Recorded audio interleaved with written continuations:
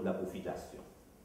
Alors, bien évidemment, le mouvement social et populaire qui vient de se développer en Guadeloupe a surpris plus d'un.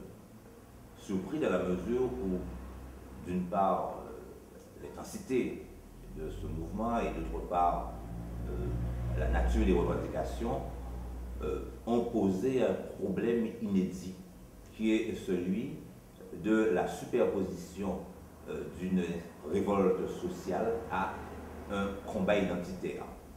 Alors, comment cela pouvait-il être perçu au préalable dans l'opinion, dans la population? Quels étaient les signes avant-coureurs? Il me paraît aujourd'hui important de bien saisir les ressorts essentiels de notre société. D'abord, les conflits sociaux sont légion et il n'est guère de mois ou d'années qui se passent sans un certain nombre de conflits. C'est le signe manifeste qu'il y a dans cette société un mal-être essentiel. Par ailleurs, tout le monde se plaignait du prix, des prix. La principale victime, ou tout au moins la principale cible, était l'euro. Et les gens avaient tendance à dire, depuis l'euro, il y a une augmentation des prix tellement importante, et ça s'entendait partout. Ça s'entendait dans les supermarchés, ça s'entendait dans les conversations. Et donc, c'est une forme d'expression de cette flambée manifeste des prix.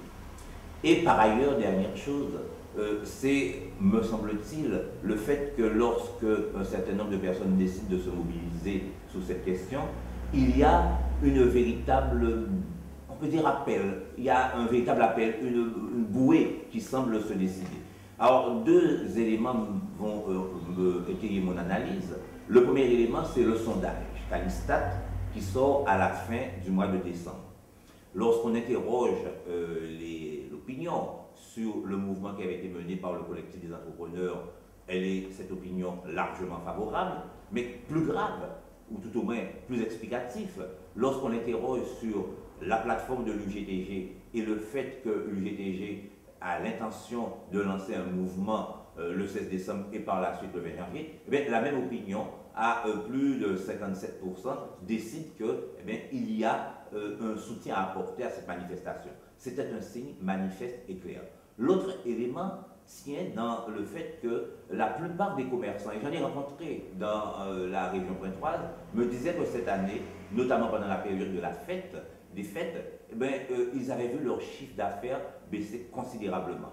Cela signifie concrètement qu'il y avait un mal-être profond dans cette société qui ne s'était pas exprimé, ou tout au moins qui n'avait pas trouvé les moyens d'expression. Et c'est en ce sens que le lionnage, en tant que forme unitaire de revendication, qui pose de façon extrêmement précise et la question de la vie chère et la question du pouvoir d'achat, mais par-delà, la question en réalité de toutes les profitations, entre guillemets, de toute l'exploitation, de toute l'oppression dont a été victime le peuple guadeloupéen, eh bien, cette forme de présentation de la revendication, à mon avis, va faire basculer les choses.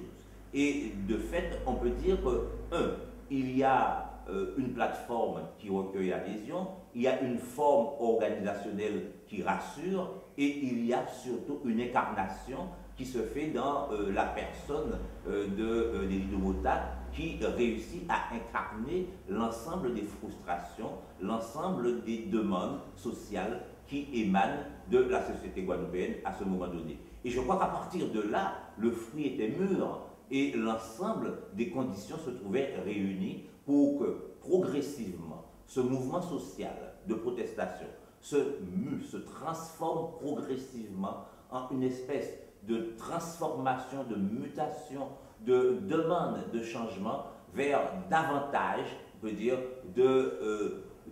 d'assises identitaires.